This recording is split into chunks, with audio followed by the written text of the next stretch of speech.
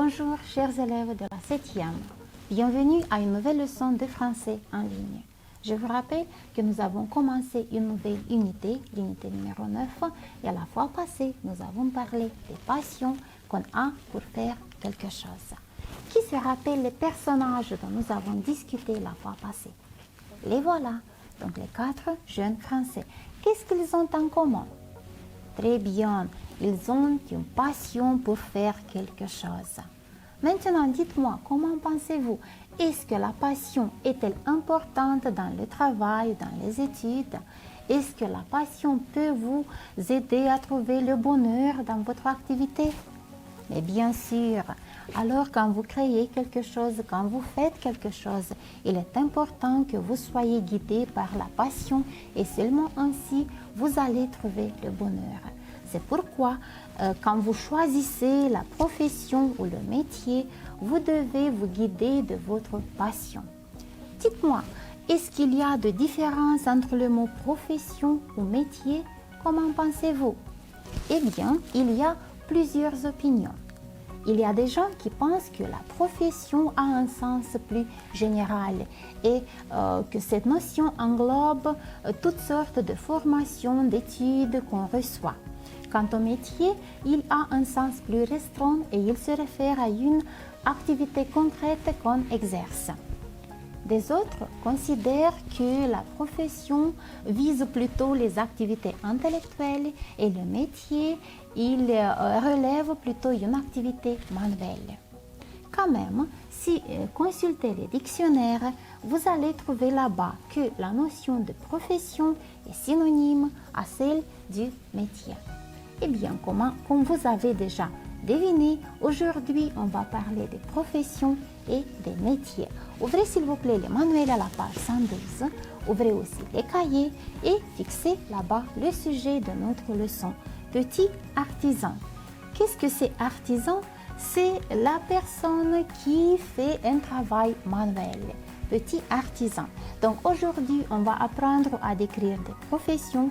On va distinguer les métiers, bien sûr qu'on va enrichir le vocabulaire lié aux professions et finalement, en utilisant ce vocabulaire-ci, on va formuler des phrases.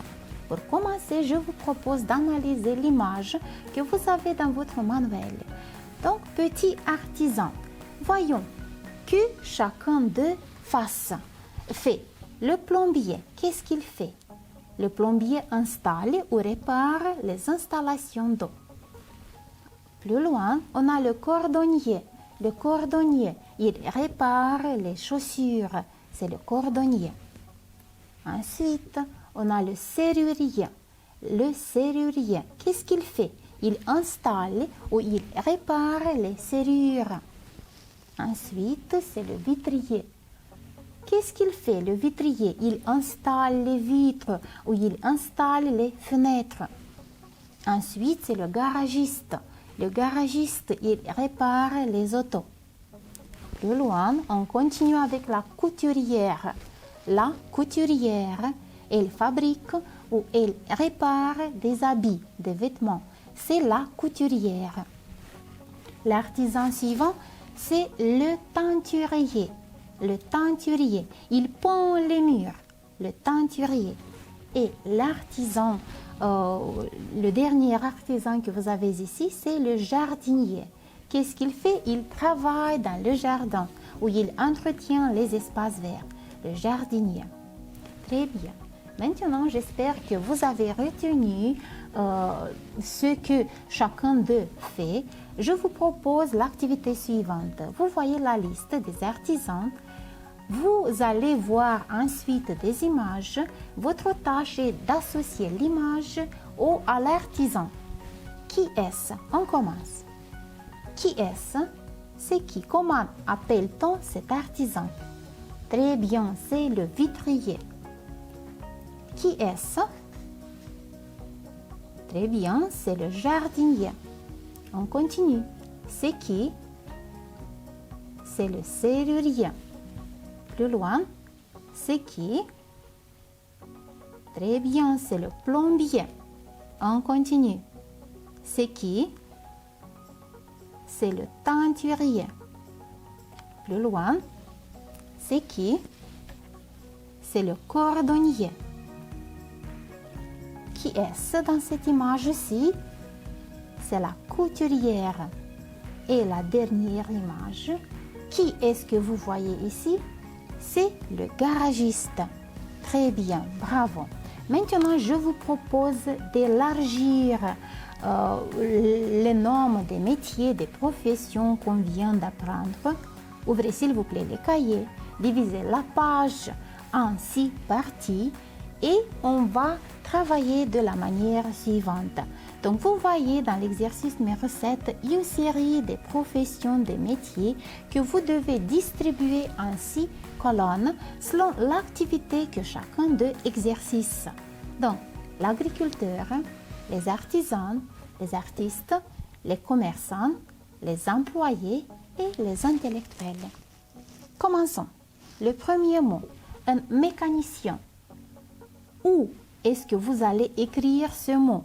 Un mécanicien, c'est synonyme du mot garagiste. Très bien, le mécanicien, c'est un artisan car il travaille avec ses mains. Il travaille dans un atelier, dans le garage. Vous avez aussi un artiste, le peintre, oui, c'est un artiste. Le mot suivant, un postier ou employé de poste. Le mot-clé ici, c'est employé. Très bien, donc le postier, c'est un employé. On continue, un charpentier. Qu'est-ce que c'est? Vous voyez l'image de charpentier, c'est la personne qui travaille le bois. Alors, le charpentier est un artisan. Une fleuriste. La fleuriste, qu'est-ce qu'elle fait? Elle vend des fleurs. Si elle vend, alors c'est un commerçant. Continuons. Un violoniste, c'est un artiste. Un électricien. Un électricien, où est-ce que vous allez écrire ce mot? C'est un artisan. On continue. Un écrivain, il écrit des livres, des romans, des poèmes. C'est bien sûr un intellectuel. Un maçon. Voilà l'image d'un maçon, il construit des murs, des maisons. Alors le maçon, c'est un artisan. Une danseuse, quelle est sa place? Très bien, c'est un artiste. Un plombier, est-ce que vous vous souvenez ce que le plombier fait? Il installe ou il répare les installations d'eau. Alors le plombier, c'est un artisan.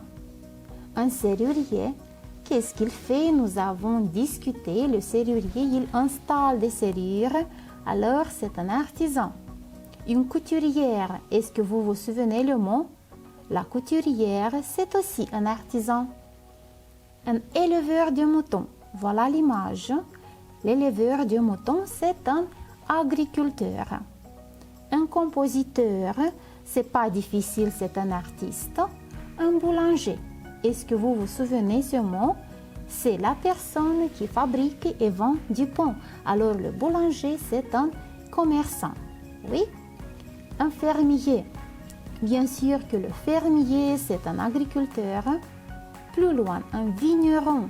Le voilà, le vigneron, c'est aussi un agriculteur.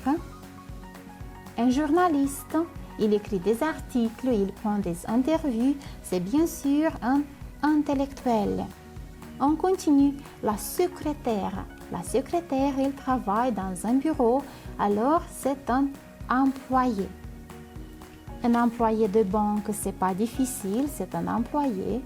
Un professeur. Où est la colonne que vous allez choisir? Très bien, c'est un intellectuel.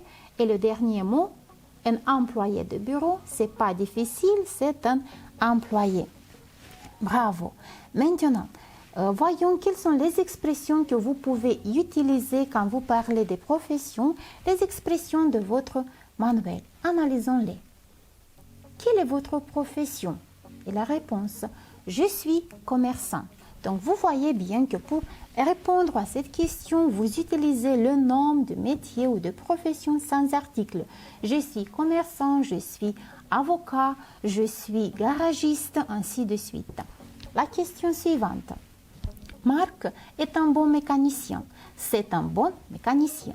La différence est qu'ici, vous avez un adjectif qui précède le nom de profession. Alors la conclusion sera que si le nom de profession est accompagné d'un adjectif, alors vous devez utiliser l'article indéfini. Marc est un bon mécanicien, mon père est un bon acteur ou il est un acteur renommé. Dans les deux cas, on a l'article indéfini. On continue. Vous travaillez dans quel domaine? Et la réponse, je travaille dans le commerce, je travaille dans un magasin. Comme vous le voyez bien, pour répondre, vous avez le verbe travailler et la préposition dans. Je travaille dans un atelier, je travaille dans un bureau et ainsi de suite. Et la dernière question, qu'est-ce que vous faites comme travail? Donc pour donner la réponse, vous avez deux variantes. Je fais de la musique, je fais de la médecine ou je suis musicien, je suis docteur. Très bien, j'espère que vous avez retenu toutes ces expressions. Maintenant, je vous propose de les utiliser dans l'exercice numéro 3. Complétez les questions et les réponses avec les expressions récemment apprises. Commençons. Qu'est-ce qu'il fait comme métier? Et la réponse, il est chirurgien. C'est un très bon chirurgien. La deuxième question. Ta maman travaille dans quel domaine? Elle travaille dans la comptabilité. Elle est comptable. On continue numéro 3. Quel est le métier de ton voisin? La réponse, il est maçon. C'est le maçon qui a construit le magasin. Et la dernière question, qu'est-ce qu'elle fait comme profession? La réponse, elle fait du théâtre. Elle est actrice. Très bien, bravo. Maintenant qu'on a travaillé avec le vocabulaire, on a appris le nom des métiers, des professions, on a donné des réponses à certaines questions. Je suis sûre que vous allez vous débrouiller pour accomplir la tâche suivante. Qui peut t'aider? Donc vous avez la liste des artisans dont nous avons parlé durant la leçon, mais vous avez aussi des situations. Je vous propose de choisir ou d'appeler l'artisan convenable pour vous aider dans les situations présentes. Commençons. Tes chaussures sont cassées. Tu veux les réparer. Qui peut t'aider? Comment pensez-vous? Qui peut vous aider? Très bien, c'est le cordonnier. On continue. Tu as besoin de pain. Qui peut t'aider? Quand vous avez besoin de pain, vous allez chez qui? Mais bien sûr, c'est le boulanger. On continue. Dans votre maison, le robinet est usé. Vous allez appeler qui? C'est le plombier qui vient et répare les robinets usés. Ta sœur veut se faire une nouvelle robe. Vous allez visiter quel artisan? Mais bien sûr, c'est la couturière. Une panne d'électricité, la lumière s'est éteinte. Qui peut vous aider dans cette situation? Et bien sûr, c'est l'électricien. Tu veux te faire couper tes cheveux, te faire une coiffure et vous allez chez le coiffeur. Tu jouais au ballon avec ton copain. Tu as cassé un carreau de votre fenêtre. Qui peut vous aider, le vitrier ou le serrurier? Mais bien sûr, c'est le vitrier qui va installer une fenêtre nouvelle. Et la dernière situation, tu as perdu la clé, tu ne peux pas entrer dans la maison. Alors c'est le serrurier qui peut installer une nouvelle serrure. Bravo. Maintenant, la dernière activité. Vous avez l'exercice numéro 6 et dans cet exercice, vous allez trouver une liste de professions. Vous allez trouver les verbes que vous devez choisir pour chaque métier. Ensuite, vous avez le lieu où on exerce chacun de ce métier. Votre tâche est de faire des propositions, d'utiliser correctement le verbe au présent. Lisons la liste des métiers y présents. La vendeuse, vous connaissez le mot, le maçon, nous avons parlé de cet artisan, le médecin, c'est clair. On a le forestier, le voilà. Le forestier, c'est la personne qui travaille dans la forêt. Ensuite, vous avez le scientifique, le violoniste, le professeur et la danseuse. Commençons. N'oubliez pas d'utiliser le verbe au présent. Donc, la première proposition, la vendeuse, qu'est-ce qu'elle fait? La vendeuse, choisissez le verbe correct. La vendeuse vend dans la boutique. On continue. Le maçon, qu'est-ce qu'il fait? Le maçon travaille sur le chantier. Plus loin, le médecin, choisissez le verbe. Le médecin travaille à l'hôpital. On continue avec le forestier. Le forestier travaille dans la forêt. Plus loin, le scientifique, qu'est-ce qu'il fait? Choisissez le verbe et la place correcte. Le scientifique, il travaille dans le laboratoire. Le violoniste, soyez attentifs. Le violoniste ne danse pas, il n'enseigne pas, mais il joue à la philharmonie. Alors, le professeur, qu'est-ce qu'il fait? Le professeur enseigne à l'école. Et la dernière profession que vous avez ici, c'est la danseuse qui danse sur la scène. Bravo!